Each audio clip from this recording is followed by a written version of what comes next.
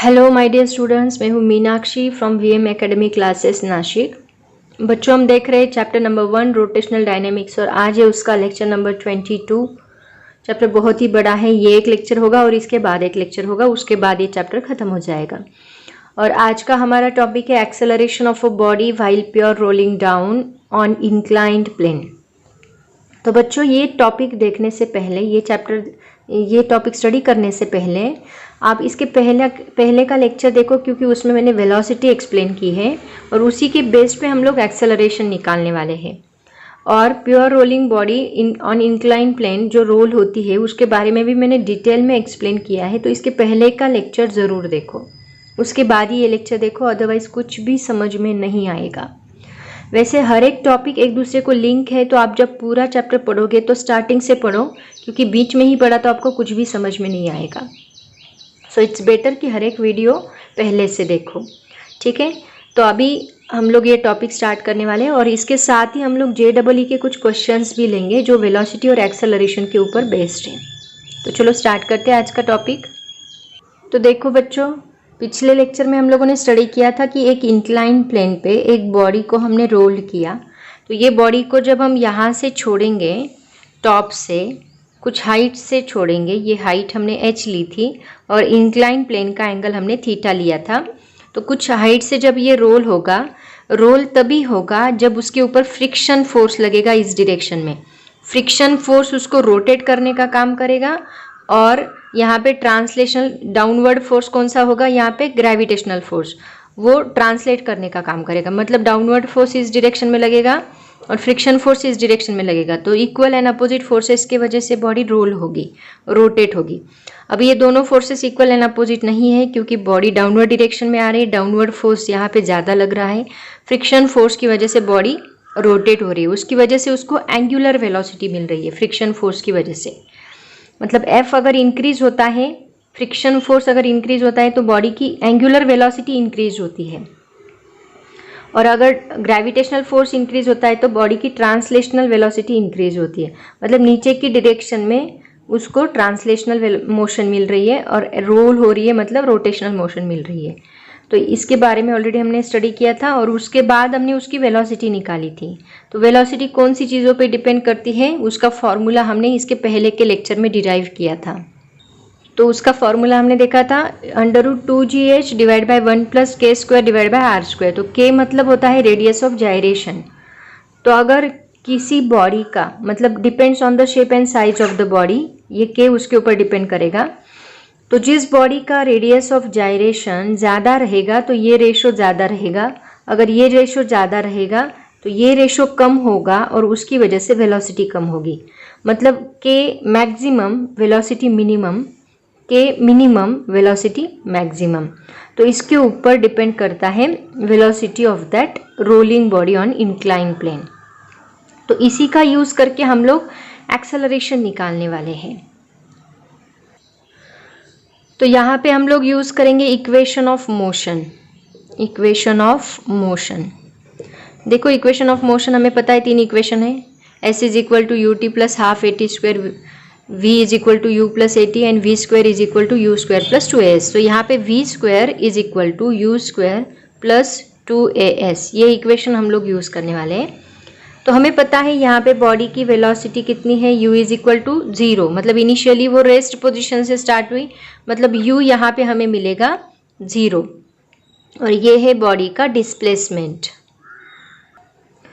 तो देखो, अगर मैं v² = 0 + 2as डालती हूँ तो मुझे इक्वेशन मिलेगा v² = 2as। और यहाँ पे हमें एक्सेलरेशन निकालना है, हमारा सब्जेक्ट कौन है, एक्सेलरेशन। तो एक्सेलरेशन एज इट इज़ रखो, बाकी 2s को शिफ्ट कर दो, तो हमें मिलेगा a = v² divide by 2s। तो यहाँ पे v का ये फॉर्मूला हम लोग यहाँ पे पुट करेंगे, तो हमें क्या मिलेगा, a = v² है तो ये स्क्वायर रूट निकल जाएगा, 2gh divide by 1 + k² upon r² into ये 1 divide by 2s as it is.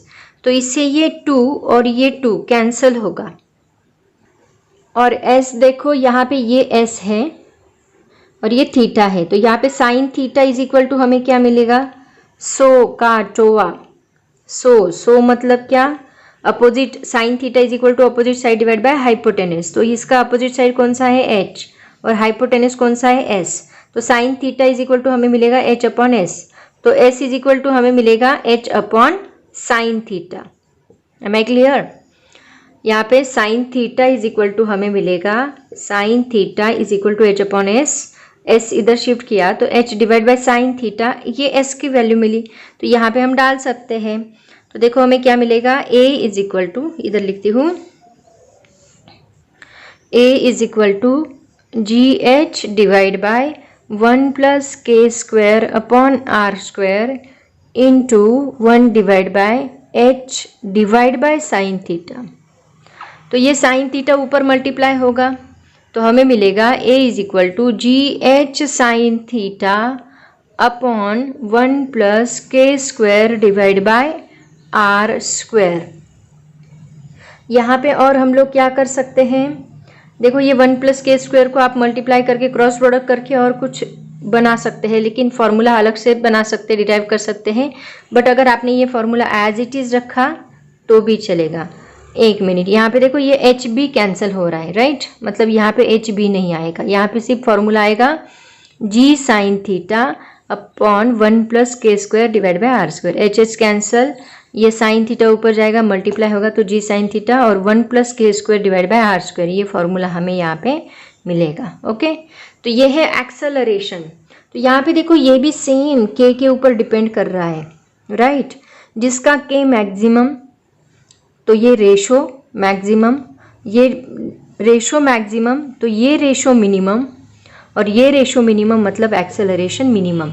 सो के मैक्सिमम एक्सेलरेशन मिनिमम और के मिनिमम एक्सेलरेशन मैक्सिमम, ऐसे डिपेंड करता है, क्योंकि हर एक बॉडी का के अलग अलग है, मतलब मोमेंट ऑफ इनर्शिया हर एक बॉडी का अलग अलग है, और उसकी वजह से हमें अलग अलग एक्सेलरेशन मिलेगा बॉडी का जब हम रोल करते। देखो बहुत सारी बॉडीज, इसके पहले के वीडियो में मैंने एक एनिमेटेड वीडियो अपलोड किया है, उसमें देखो अलग अलग बॉडीज़ है, एक ऐसा स्पीयर है, एक सिलेंडर है, और सबको साथ में रोल किया तो स्पीयर पहले जा रहा है, उसका मोमेंट ऑफ इनर्शिया ज़्यादा कम होगा, उसकी वजह से वो पहले जाएगा, और बाकी बॉडीज़ धीरे धीरे जा रही, मतलब उसके के ऊपर, रेडियस ऑफ जायरेशन के ऊपर उनका वेलोसिटी और एक्सेलरेशन डिपेंड करता है।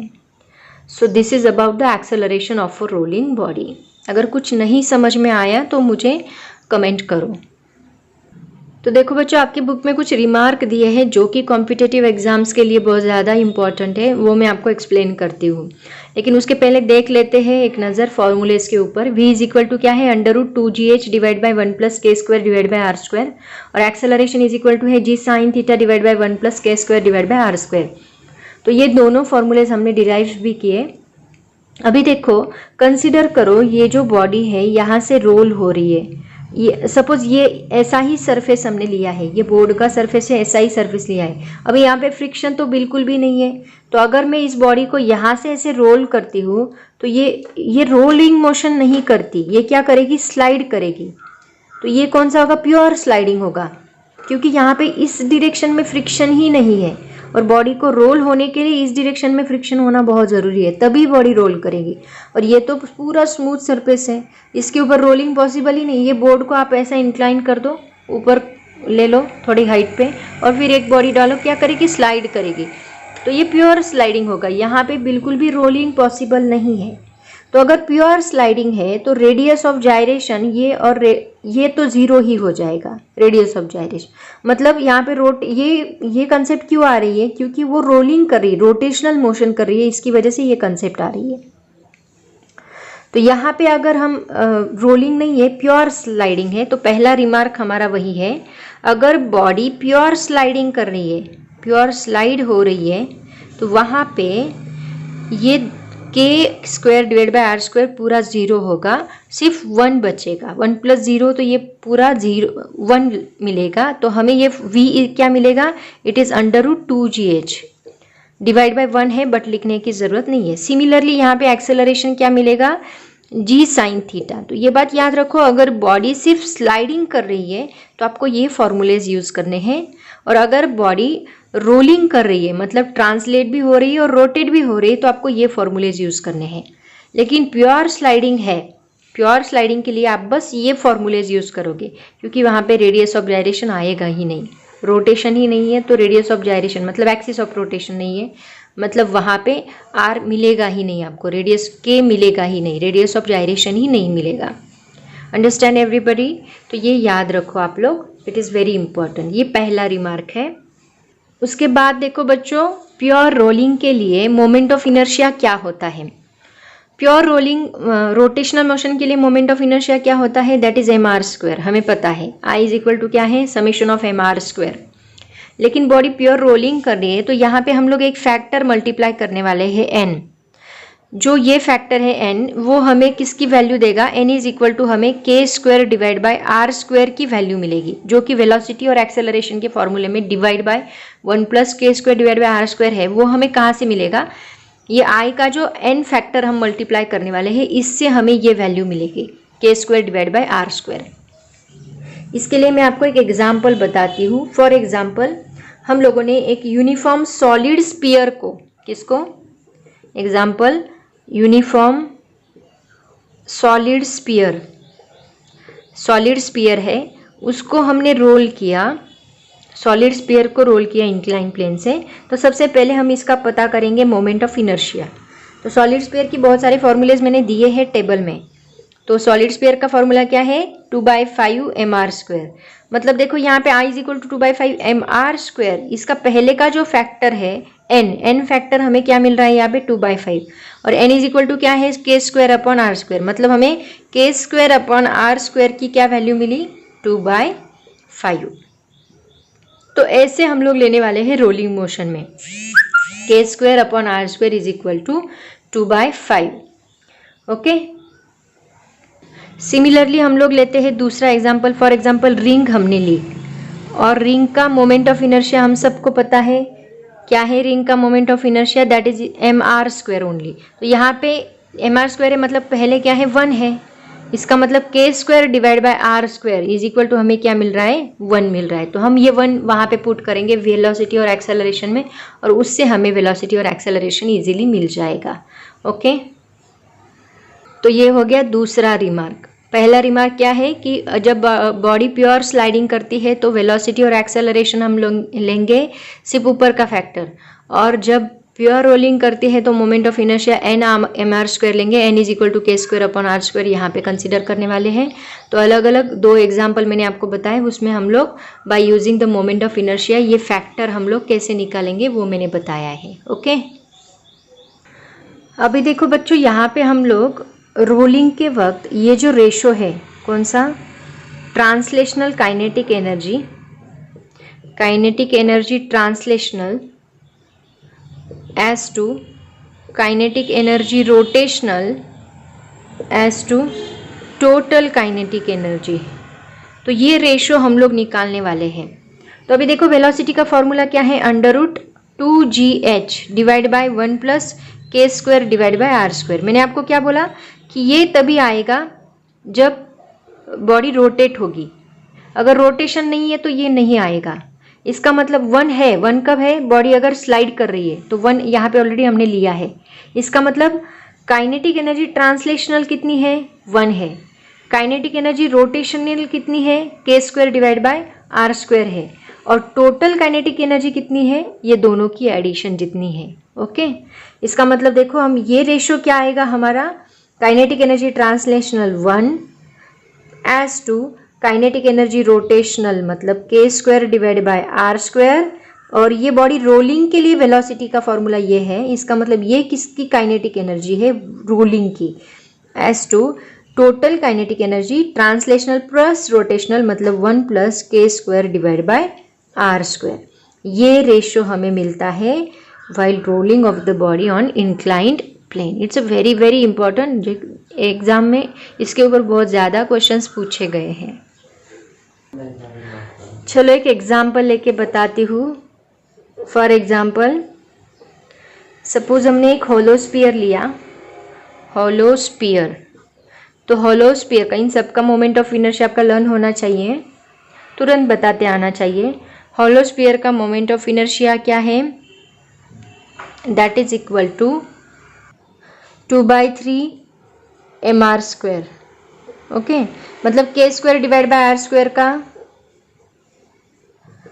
फैक्टर आ रहा है 2/3। तो अभी देखो ये वैल्यू हमें 2/3 मिल रही है, तो चलो ये रेशो निकालते हैं। मतलब यहाँ पे हॉलो स्फीयर में ट्रांसलेशनल काइनेटिक एनर्जी कितनी है, रोटेशनल काइनेटिक एनर्जी कितनी है और टोटल काइनेटिक एनर्जी कितनी है, वो हमें निकालना है। तो ये फैक्टर हम यूटिलाइज करेंगे। 1/2 k² डिवाइड बाय r² मतलब 2/3, 1 + k² डिवाइड बाय r² मतलब 1 + 2/3।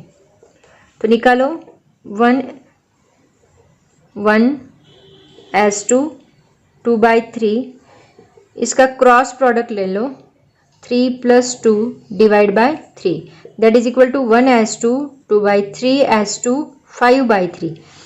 पूरे रेशो को 3 से मल्टीप्लाई कर दो, क्या मिलेगा?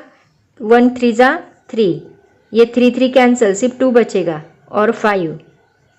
मतलब देखो ये टोटल एनर्जी है 5, उसमें से 3 ट्रांसलेशनल काइनेटिक एनर्जी है और 2 रोटेशनल काइनेटिक एनर्जी है। इसका मतलब क्या कि यहाँ पे ट्रांसलेशनल काइनेटिक एनर्जी ज़्यादा है और रोटेशनल काइनेटिक एनर्जी कम है। तो याद रखो, जब बॉडी रोल करती है तो उसकी ट्रांसलेशनल काइनेटिक एनर्जी ज़्यादा होती है और रोटेशनल काइनेटिक एनर्जी कम होती है। लेकिन इसके पहले के वीडियो में मैंने एक नोट डाला है, उसमें मैंने आपको बताया है कि रिंग के लिए ये दोनों सेम होती है, क्योंकि रिंग का क्या है mr², मतलब उसका k² डिवाइड बाय r² ही 1 है। तो 1/1 यहाँ पे हमें 2 मिलता है। इसका मतलब सिर्फ रिंग के लिए translational kinetic energy is equal to होती है रोटेशनल काइनेटिक एनर्जी। बाकी सभी बॉडीज में ट्रांसलेशनल काइनेटिक एनर्जी ज़्यादा होती है, रोटेशनल कम होती है और फिर हमें टोटल एनर्जी मिलती है। तो इसमें देखो 3 मतलब ये कितना आया, 3 मतलब ये कितना है 60%, 2 मतलब कितना है 40%। मतलब यहाँ पे हम बोल सकते हैं कि ट्रांसलेशनल काइनेटिक एनर्जी 60% है और रोटेशनल काइनेटिक एनर्जी 40% है बॉडी की, और दोनों मिला के हमें 100% 5 टोटल काइनेटिक एनर्जी मिल रही है। So this is all about rotational kinetic energy, velocity and acceleration of rolling motion. तो इसके बारे में हम लोगों ने ऑलरेडी स्टडी कर लिया है। अभी इसके ऊपर जेई और नीट में, जेई में कौन से क्वेश्चंस पूछे गए वो मैं आपको बताती हूँ। देखो मैं जेई के क्वेश्चंस ले रही हूँ क्योंकि जेई के क्वेश्चंस की लेवल सबसे ज़्यादा हाई होती है। अगर वो आपको समझ में आ गए तो सीईटी, नीट, बाकी एग्ज़ाम्स कुछ भी नहीं है, वो आप इजीली सॉल्व कर सकते हो। इसलिए मैं जेई के हाई लेवल के क्वेश्चंस लेती हूँ, क्योंकि जेई में बाकी ये सभी एग्ज़ाम्स कवर हो जाती हैं। बच्चों जेई का क्वेश्चन हम लोग सॉल्व करते हैं। जेई 2006 में ये क्वेश्चन पूछा गया था। देखो, 2 solid cylinder of same mass, 2 solid cylinder है, दोनों का मास सेम है and same radius starts rolling down from the incline plane from the same height and same time. 2 solid cylinder लिए, दोनों का मास भी सेम है, रेडियस भी सेम है और रोल किया हमने उनको एक incline plane from the same height and same time, at a time दोनों को इंक्लाइन किया। सिलेंडर P, सपोज पहले सिलेंडर का नाम P है, has most of mass concentrated near its surface and while Q has more its mass concentrated near to its axis. अगर आप इसके पहले के वीडियोस मेरे देखे हैं तो उसमें मैंने आपको बताया है कि कॉन्सेंट्रेशन, मास कहाँ पे कॉन्सेंट्रेटेड है, कहाँ पे डिस्ट्रीब्यूटेड है, उसके ऊपर मोमेंट ऑफ इनर्शिया बहुत ज़्यादा डिपेंड करता है। While Q has more its mass concentrated near to its axis, मतलब दोनों का मास कॉन्सेंट्रेशन अलग अलग है, इसका मतलब उनका मोमेंट ऑफ इनर्शिया अलग होगा। अगर मोमेंट ऑफ इनर्शिया अलग है तो रेडियस ऑफ जायरेशन अलग होगा। Which of the following statement is are correct. Is are क्यों दिया है, क्योंकि इसमें एक सेंटेंस भी करेक्ट हो सकता है और इससे ज़्यादा सेंटेंसेस भी करेक्ट हो सकते हैं। मल्टीपल ऑप्शन का भी क्वेश्चन यहाँ पे रहता है। तो पहला देखो क्या है, both P and Q reach ground simultaneously. देखते हैं दोनों एट ए टाइम जाएंगे क्या, ऑलरेडी मैंने एक्सप्लेन किया है। अगर दोनों का मोमेंट ऑफ इनर्शिया अलग अलग है मतलब के अलग है, जिसका के ज़्यादा होगा वो उसकी वेलोसिटी कम होगी, जिसका के कम होगा उसकी वेलोसिटी ज़्यादा होगी। ये ऑलरेडी मैंने एक्सप्लेन किया है। तो इसका मतलब दोनों की वेलोसिटी अलग अलग है, तो दोनों एट अ टाइम कैसे रीच करेंगे ग्राउंड को, मतलब ये तो गलती है। P has larger linear acceleration. देखते हैं किसका एक्सेलरेशन ज़्यादा है, जिसका के कम होगा उसका एक्सेलरेशन ज़्यादा होगा। उसके बाद both reach with the same translational kinetic energy on the ground. दोनों की काइनेटिक एनर्जी सेम रहेगी और Q reaches ground with the more angular speed. देखते हैं इसमें से ये ऑप्शन करेक्ट है, बट कैसे करेक्ट है वो मैं आपको एक्सप्लेन करती हूँ। तो देखो बच्चों उन्होंने क्या बोला है, सबसे पहले मैं आपको वो बताती हूँ। 2 सिलेंडर लिए हैं, एक सपोज ये P सिलेंडर और ये Q सिलेंडर, ये 2 सिलेंडर लिए और इसका जो मास है वो सरफेस पे ज़्यादा है P का, और Q का मास एक्सिस पे ज़्यादा है, मतलब यहाँ पे मास ज़्यादा डिस्ट्रीब्यूटेड है और इसका सरफेस पे डिस्ट्रीब्यूटेड है, मतलब ये पूरा खाली है और इसका मास यहाँ पे डिस्ट्रीब्यूटेड है। तो अभी देखो किसका मोमेंट ऑफ इनर्शिया ज़्यादा रहेगा। सपोज इसको हमने रोटेट किया तो ये एक्सिस ऑफ रोटेशन होगा, ऐसे रोटेट किया तो ये एक्सिस ऑफ रोटेशन होगा। तो इससे इसकी रेडियस ज़्यादा है, इसकी रेडियस तो यहाँ पे ही है, मतलब यहाँ पे बिल्कुल भी रेडियस नहीं है। इसका मतलब इसका जो मास, इसका जो आई है, आई का फॉर्मूला क्या होता है mr²। जिसकी रेडियस ज़्यादा उसका मोमेंट ऑफ इनर्शिया ज़्यादा। किसकी रेडियस ज़्यादा मिल रही है, P की रेडियस ज़्यादा मिल रही है, इसकी रेडियस कम मिल रही है। इसका मतलब moment of inertia of P is greater than moment of inertia of Q। और इसी से सभी आंसर्स क्लियर होते हैं। तो सबसे पहला आंसर क्या था कि दोनों एट अ टाइम रीच करेंगे साइमल्टेनियसली। अगर मोमेंट ऑफ इनर्शिया कम है तो वेलोसिटी का फॉर्मूला क्या है, √2gh divide by 1 + k² upon r²। अभी यहाँ पे देखो moment of inertia of P ज़्यादा है, इसका मतलब रेडियस ऑफ जायरेशन किसका ज़्यादा होगा, P का। K of P is greater than K of Q। तो K अगर ज़्यादा, K ज़्यादा, इसका मतलब ये रेशो ज़्यादा, ये ज़्यादा तो ये रेशो कम, ये कम तो वेलोसिटी कम, मतलब P धीरे जाएगा और Q फास्ट जाएगा। ओके, मतलब हम बोल सकते हैं velocity of P is less than velocity of Q। Similarly acceleration of P is less than acceleration of Q। तो इसकी वजह से वेलोसिटी अलग अलग है, इसका मतलब दोनों साइमल्टेनियसली रीच नहीं करेंगे। इसका मतलब ऑप्शन ए जो मैंने आपको बताया वो गलत है, ऑप्शन ए गलत है। अब देखते हैं ऑप्शन बी। ऑप्शन बी उन्होंने बताया है कि P has larger linear acceleration. नहीं, हमने देखा acceleration of P is less than acceleration of Q, मतलब P का एक्सेलरेशन कम है और Q का एक्सेलरेशन ज़्यादा है, मतलब ऑप्शन बी भी गलत है। सी ऑप्शन दिया है कि दोनों की ट्रांसलेशनल काइनेटिक एनर्जी सेम रहेगी, both have same translational kinetic energy, ये सी ऑप्शन उन्होंने बताया है। बट हमने देखा कि velocity of P is less than velocity of Q, और फॉर्मूला क्या है ट्रांसलेशनल काइनेटिक एनर्जी का, ½ mv²। अगर दोनों का v अलग अलग है, मास फिर भी सेम होगा, लेकिन दोनों की वेलोसिटी तो अलग अलग है, और वेलोसिटी अलग अलग है तो काइनेटिक एनर्जी सेम कैसी होगी। इसका मतलब सी ऑप्शन भी गलत है।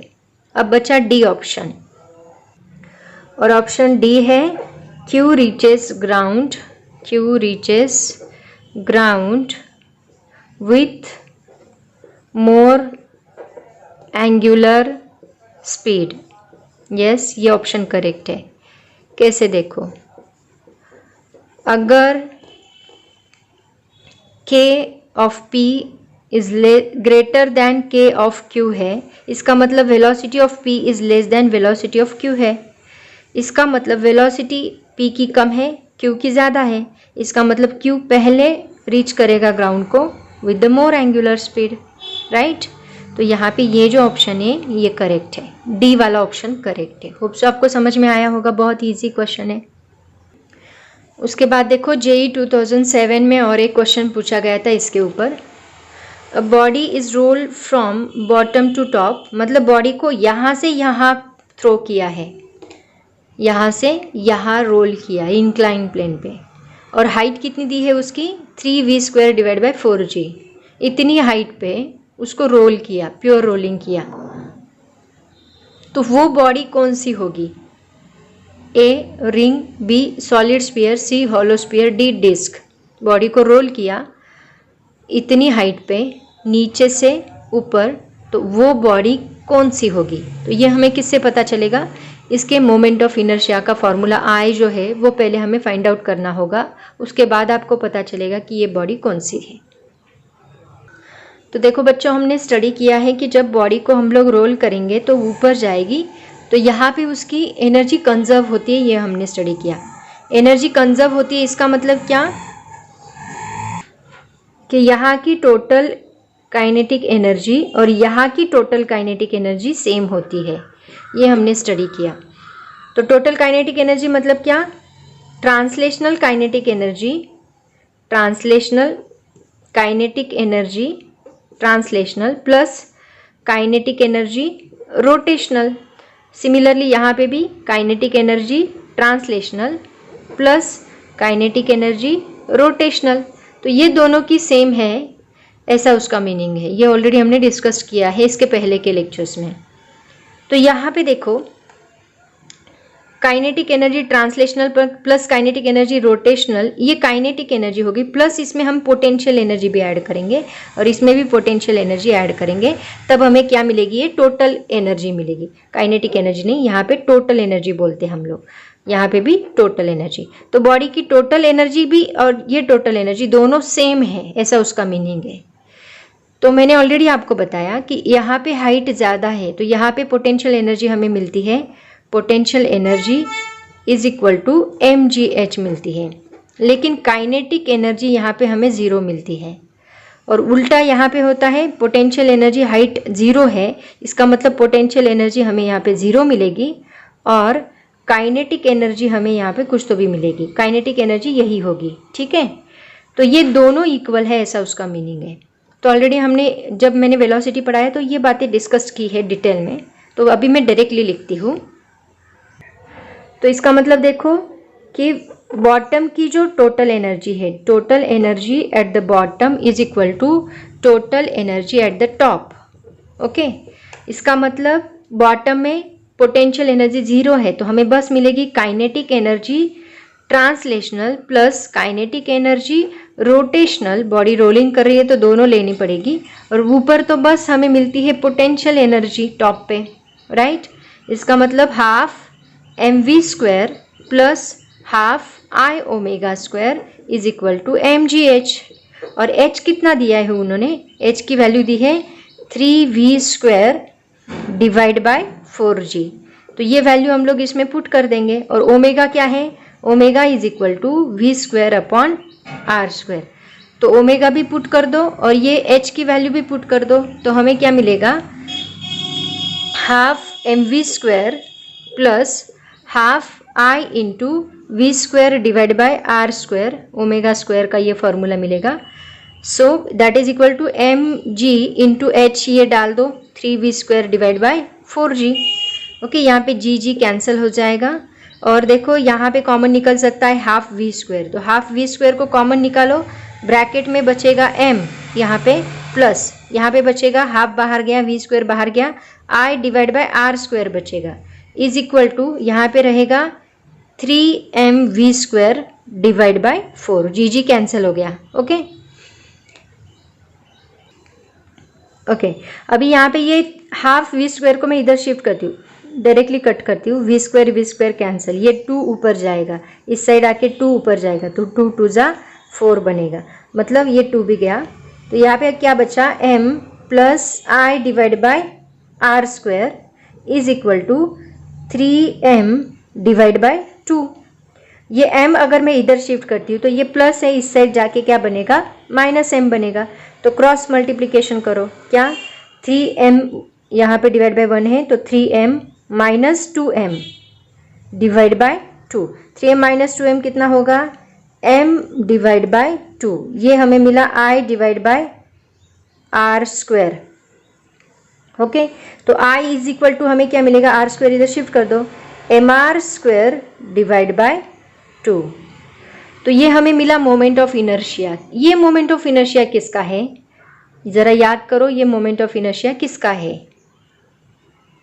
तो ये मोमेंट ऑफ इनर्शिया है डिस्क का और सॉलिड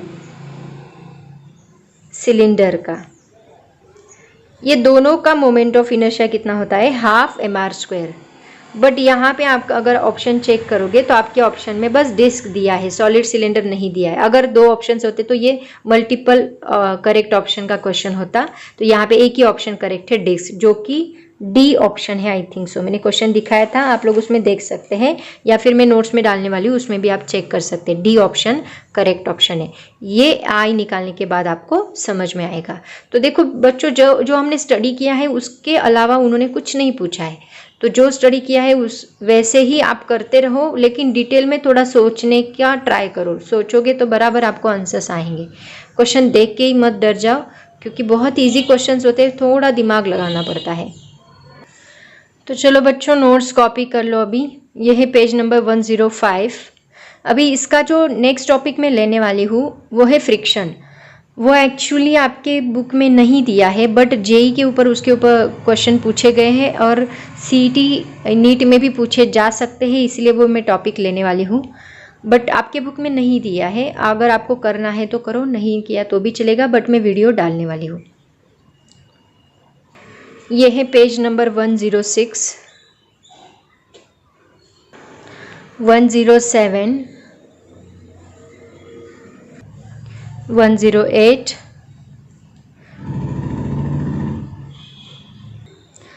पेज नंबर 109 और ये है 110।